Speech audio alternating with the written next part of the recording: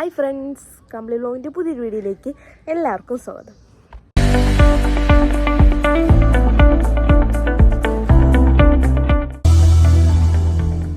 അപ്പോൾ ഇന്ന് ചെറിയൊരു ഡെയിലി വ്ലോഗാണ് കേട്ടോ.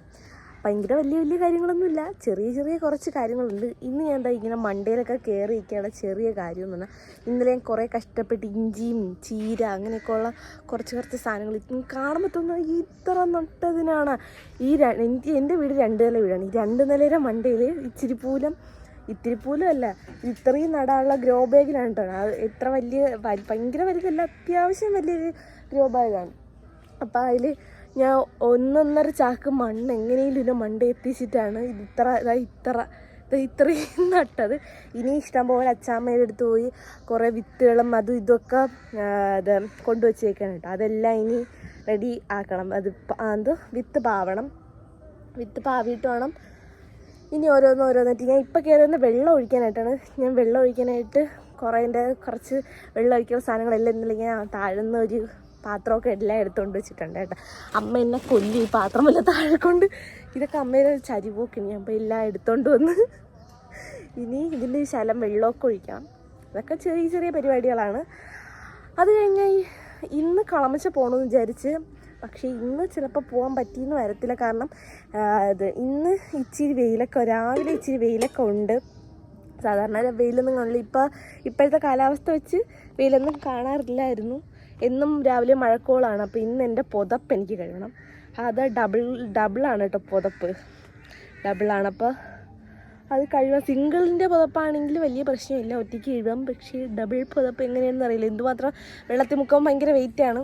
അപ്പം എന്നെ കൊണ്ട് ഒറ്റയ്ക്കൊന്നും കഴുകാൻ പറ്റില്ല. അത് എൻ്റെ കഴുകണം, എൻ്റെ ചേട്ടൻ്റെത് കഴുകണം, അമ്മയുടെ കഴുകണം. പിന്നെ എനിക്കല്ലാതെ 2 സിംഗിൾ പുതപ്പും കൂടെ ഉണ്ട്. ഇതെല്ലാം കഴുകാനായിട്ട് കിടക്കുകയാണ്. അപ്പോൾ എല്ലാം കഴുകണം. ഇതെല്ലാം കഴുകി വരുമ്പോൾ തന്നെ ഉച്ച കഴിയും. പിന്നെ അച്ചാമ്മ എടുത്ത് പോയിട്ട് കാര്യമില്ല. പിന്നെ പോയിട്ട് എത്ര നേരം നിൽക്കാൻ പറ്റണം. വൈകിട്ട് നമുക്ക് തിരിച്ച് വന്നേ പറ്റുള്ളൂ. കാരണം നമ്മളെ പട്ടിക്ക് ചോറ് കൊടുക്കണം, പിന്നെ അവനെ ഇറക്കണം. ഇന്നലെ ഇറക്കിയില്ല, മെനിഞ്ഞാന്നാണ് അങ്ങാണ്ട് ഇറക്കിയത്. അപ്പോൾ പിന്നെ അവനെ ഇറക്കി നടത്തിക്കണം. അങ്ങനെ കുറച്ച് കാര്യങ്ങളൊക്കെ ഉണ്ട്. അപ്പോൾ എല്ലാവരും മറക്കാതെ വീഡിയോ ഫുള്ളായിട്ട് കാണാനും, വീഡിയോ ലൈക്ക് ചെയ്യാനും, സബ്സ്ക്രൈബ് ചെയ്യാനും, കമൻറ്റ് ചെയ്യാനും മറക്കരുത്. അപ്പോൾ ശരി. ചെറിയൊരു പൈപ്പ് വെച്ചിട്ടാണ് കേട്ടോ. അത് വെള്ളം തീരാറായി. ഫുൾ ടാങ്ക് വെള്ളം ഉണ്ടെങ്കിൽ ഇതിന് വെള്ളം വരുള്ളൂ. ഫുള്ള് തുറന്നിട്ട് ഇത്ര വെള്ളച്ചയാണ് വരുന്നത്. കുഴപ്പമില്ല, എന്തായാലും ഇത്ര വെള്ളമായാലും രാവിലെ ശകലം വെള്ളം ഒഴിച്ചില്ലെങ്കിൽ ചെടികളൊക്കെ വാടിപ്പോകും കേട്ടോ. അപ്പോൾ ഇതൊക്കെയാണ് ഞാൻ നട്ടത്.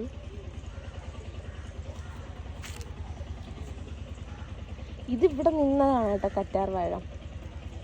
അതിന് അമ്മ ഒന്ന് നല്ലോണം മണ്ണൊക്കെ ഇട്ട് ലെവലാക്കിയതാണ്.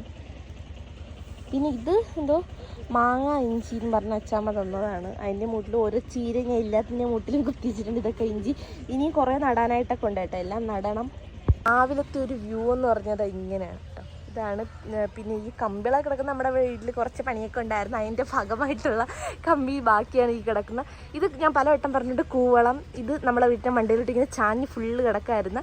അമ്മ അതിനൊരു ചെറിയ കമ്പൊക്കെ വെച്ച് കുത്തി അങ്ങോട്ട് നിർത്തിയൊക്കെയാണ്. ഫുള്ളിങ്ങ് താഴെ ഇങ്ങനെ തറയിൽ കിടക്കുന്നതുകൊണ്ട് അമ്മ അതിനെ കുത്തി മേളിലോട്ട് പൊക്കി വെച്ച്.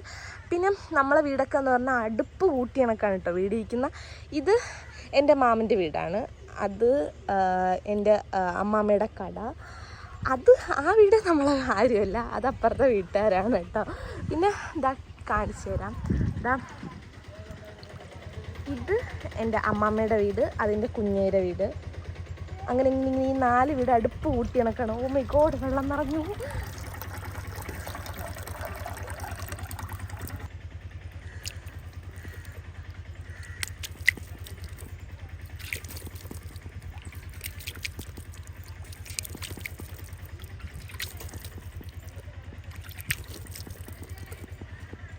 അപ്പോൾ ഏകദേശം ഇത്രയും വിത്തുകളാണ് കേട്ടോ ഉള്ളത്. ഇത് തക്കാളി, ഇത് പാവൽ, ഇത് മീറ്റർ പയറിൻ്റെ വിത്താണ്. പിന്നെ ഇത് വെണ്ടയ്ക്ക, ഇത് കുറ്റിപ്പയറോ മറ്റേ പയറാണ്. ഇത് അച്ചാൻ വന്നത്. പിന്നെ ഇത് വഴുതനങ്ങയുടെ ആണ് കേട്ടോ ഇത് ഇരിക്കുന്നത്. വഴുതനങ്ങയുടെ വിത്ത് ഓൾറെഡി അമ്മ അല്ലാതെ വഴുതനങ്ങായിന്ന് സെറ്റ് ചെയ്ത് വെച്ചിട്ടുണ്ട്. അപ്പം ഇതാ മണ്ണും 4 ചെടിച്ചട്ടി മണ്ണ് ഞാൻ എടുത്ത് വെച്ചിട്ടുണ്ട്. പക്ഷേ 4 പോരാ, ഇനി മണ്ണൊക്കെ ഞാൻ എന്താ എടുത്ത് വെച്ചിട്ടുണ്ട്. ഇനിയും ചെടിച്ചട്ടി എടുത്ത് എനിക്ക് ഇങ്ങനെ പാവി വെക്കണം കേട്ടോ. ഇത് മീറ്റർ പയറാണ് കേട്ടോ. ഞാൻ ഈ വീഡിയോ എടുത്തതിന് ശേഷവും അതുപോലെ തന്നെ ഇത് നട്ട് കഴിഞ്ഞതിന് ശേഷവുമാണ് എൻ്റെ അടുത്ത് അമ്മാമ്മയും ഒക്കെ പറഞ്ഞത് അത് പയറെന്ന് പറഞ്ഞു കഴിഞ്ഞാൽ ഇങ്ങനെ പാവി, അതായത് അതിനെ പിന്നെ മുളച്ചതിന് ശേഷം അതിനെ പിന്നെ പിരിച്ച് നട്ടുകൂടാ.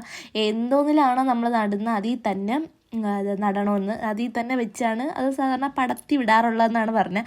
പക്ഷെ എനിക്കറിയില്ല, ഞാൻ ഒരു ചെടിച്ചട്ടിക്കകത്ത് തന്നെ ഒരു 6-7 എണ്ണം നട്ട കേട്ടോ. എന്നിട്ട് അതാവുന്ന ടൈമിൽ നമുക്ക് തന്നെ പിരിച്ച് നടാലോ എന്നുള്ളൊരു രീതിയിലാണ്, എനിക്കറിയത്തില്ലായിരുന്നു. അപ്പോൾ നമ്മളത് ചെയ്യുമ്പോഴത്തേക്ക്, അതായത് എന്നെ കണക്കുള്ള കൃഷി അറിയത്തില്ല എന്നാൽ ചെയ്യണമെന്നുള്ളവർ ഇങ്ങനെയൊക്കെ അതൊക്കെ ശ്രദ്ധിച്ച് വീട്ടുകാരൊക്കെ അറിയാമെങ്കിൽ അത് ചോദിച്ചൊക്കെ മാക്സിമം ചെയ്യാൻ ശ്രമിക്കുക. എന്നെ കണക്കുള്ള പൊട്ടത്തരങ്ങളൊന്നും ചെയ്യാതിരിക്കുക. എനിക്ക് പിന്നെ ഒരു ത്വര കയറിയപ്പോൾ എന്താ ചെയ്യുന്നത് എനിക്കറിയത്തില്ല.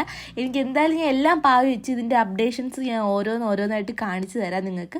ഇത് വന്നതിന് ശേഷം ഞാൻ എല്ലാം കാണിക്കുന്നതായിരിക്കും കേട്ടോ. എന്നിട്ട് ഞാനും അമ്മയും കൂടി നേരെ കളമച്ച പോയിട്ട് അവിടെ ചെന്ന് നോക്കിയപ്പോഴത്തേക്ക് ചെടികൾ ഈ